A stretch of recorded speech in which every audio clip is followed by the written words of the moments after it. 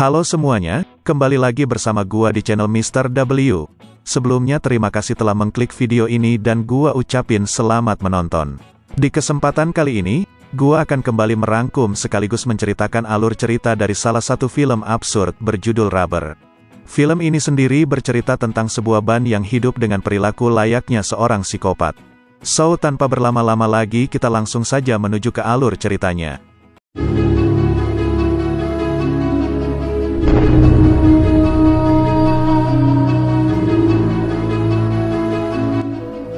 Film ini diawali dengan diperlihatkannya seorang serif yang muncul dari bagasi mobil untuk kemudian menjelaskan suatu hal yang sangat penting di mana di dalam sebuah film, kadang selalu terjadi suatu hal tanpa alasan apapun, yang mana pernyataannya tersebut adalah sesuatu yang akan kita saksikan di film ini. Why did the two characters fall madly in love with each other? No reason. In the Steven Spielberg movie, is the alien brown? Once again, the answer is no reason. Setelah si serif pergi, kita kemudian diperlihatkan dengan seorang akuntan yang membagikan beberapa teropong kepada beberapa orang untuk menyaksikan sebuah film yang disajikan secara langsung melalui teropong tersebut. Setelah itu film pun dimulai. Kisah diawali dengan diperlihatkannya sebuah ban mobil bekas yang baru saja bangun dari tidurnya layaknya seseorang yang baru saja diberi nyawa. Setelah itu, si ban pun mulai berjalan dengan sendirinya menyusuri tanah tandus dan gersang. Di dalam perjalanannya, si ban lalu bertemu dengan seekor kalajengking dan kemudian melindas si kalajengking tersebut tanpa alasan. Namun ketika si ban melindas sebuah botol kaca, si ban malah tidak bisa menghancurkannya. Setelah itu, si ban pun melakukan sesuatu yang cukup mengejutkan di mana dirinya tiba-tiba menggerakkan tubuhnya seolah tengah mengeluarkan kekuatan psikokinetik yang pada akhirnya membuat si botol kaca tersebut hancur. I just think he blew up the bottle with his mind. You mean psychokinetic? Right, psychokinetic powers. Setelah menghancurkan botol kaca, si ban pun bertemu dengan seekor kelinci liar dan kemudian menghancurkan kelinci liar tersebut menggunakan kekuatan ajaibnya seperti pada botol kaca sebelumnya. Setelah beberapa kejadian tersebut, kita pun pada akhirnya bisa menyimpulkan bahwa si ban merupakan benda yang pada dasarnya memiliki kepribadian layaknya seorang psikopat. Singkat cerita, si ban pun tiba di jalan raya dan kemudian melihat sebuah mobil yang dikendarai oleh seorang gadis cantik, di mana saat si ban tengah mengejar mobil tersebut, tiba-tiba datang pengendara mobil lain dari belakangnya yang kemudian secara tidak sengaja menabraknya dan membuat si ban terlempar jauh ke samping jalan. Di saat si pengendara yang tadi telah menabraknya tengah mengisi bahan bakar mobilnya, si ban pun segera menghampirinya untuk kemudian membalaskan dendamnya terhadap sang pengendara mobil tersebut karena tadi telah menabraknya.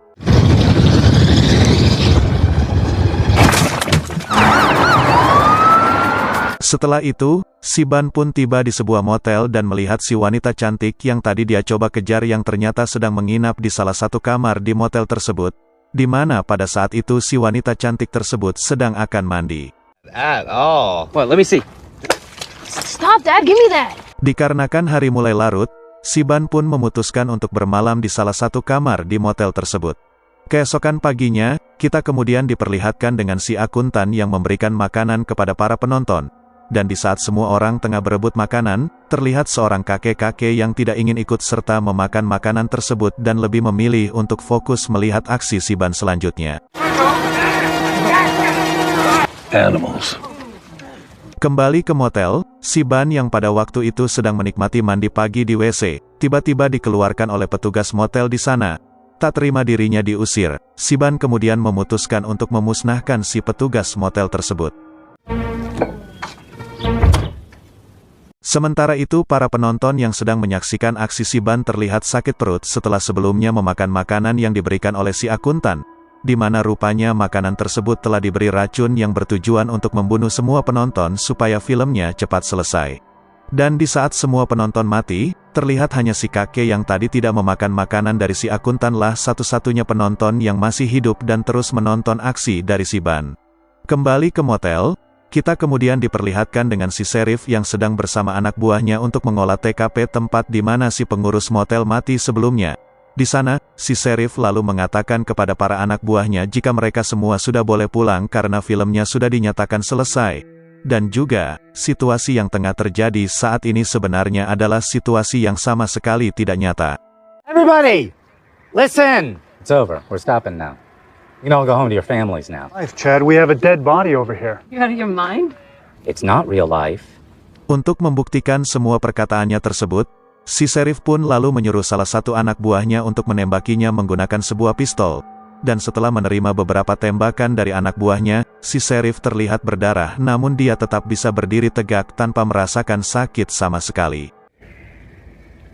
How do you believe me? It's not real. Setelah itu, si akuntan lalu tiba di sana dan melaporkan bahwa ada satu penonton yang masih hidup, yang mana itu artinya filmnya masih harus terus berlanjut. Tak lama dari itu si Sheriff pun lalu menghampiri pemilik motel untuk meminta beberapa keterangan darinya. Di saat si Sheriff tengah mewawancarai pemilik motel, si Ban tiba-tiba datang dan kemudian menghancurkan kepala sang pemilik motel.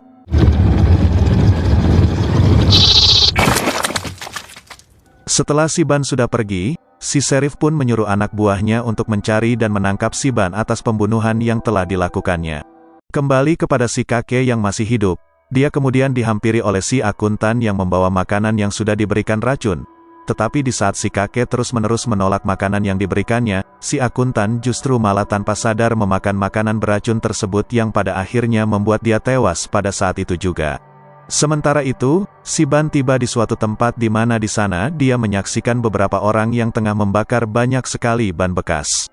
Menyaksikan hal tersebut si Ban pun menganggap jika apa yang dilakukan oleh mereka merupakan tindakan pemusnahan massal terhadap kaumnya. Dan karena hal tersebut si Ban pun lantas memusnahkan setiap manusia yang ditemuinya, hingga pada akhirnya peristiwa tersebut menjadi sebuah pembunuhan berantai yang menghebohkan warga kota di sana. Setelah dilakukan penyelidikan, para polisi pun pada akhirnya berhasil menemukan si Ban yang nampaknya pada saat itu tengah bersembunyi di dalam sebuah rumah. Setelah mengetahui keberadaan si Ban, dengan dibantu oleh si wanita cantik, para polisi itu pun mencoba menjebak si Ban menggunakan sebuah boneka manekin yang telah dipasangi bom dan juga pengeras suara yang mana si wanita cantik tadi akan menggoda si Ban melalui pengeras suara tersebut. Come. Closer. Come on. Closer. Tak lama dari itu kemudian muncul si kakek yang masih hidup yang memberitahu si Sheriff jika caranya menjebak si Ban sangat tidak masuk akal dan juga terlalu lama membuang-buang waktu. Di mana di sana, si kakek mengatakan kepada Sheriff bahwa kenapa mereka tidak menggunakan basoka saja supaya cepat selesai. Sementara itu si Ban sendiri pada waktu itu langsung meledakkan kepala boneka manekin dan kembali masuk ke dalam rumah. Mengetahui rencananya telah gagal, si Sheriff pun langsung bergegas ke dalam rumah dan kemudian segera menembak si Ban hingga hancur dan lalu memberikannya kepada si kakek sambil berkata jika filmnya telah selesai alias tamat. And bye. Tapi ternyata, setelah dimusnahkan, si Ban justru malah bereinkarnasi menjadi sebuah sepeda dan kemudian menghampiri si kakek yang pada waktu itu kebetulan sedang berada di sana. Si kakek yang kini sedang bersama sepeda tersebut lalu mengatakan jika dirinya adalah penonton dan bukan bagian dari karakter di filmnya. Namun sayangnya, si Ban pada akhirnya tetap memusnahkan si kakek. Dengan penampilan barunya, si Ban pun lalu merekrut beberapa kaum ban bekas yang lainnya dan kemudian berjalan bersama-sama menuju dunia perfilman Hollywood.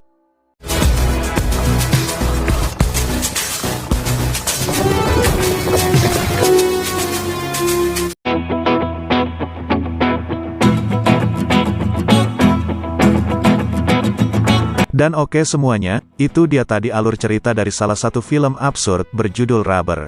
So terima kasih buat kalian yang sudah mengklik dan juga menonton video ini sampai selesai. Jangan lupa like and subscribe dan dadah.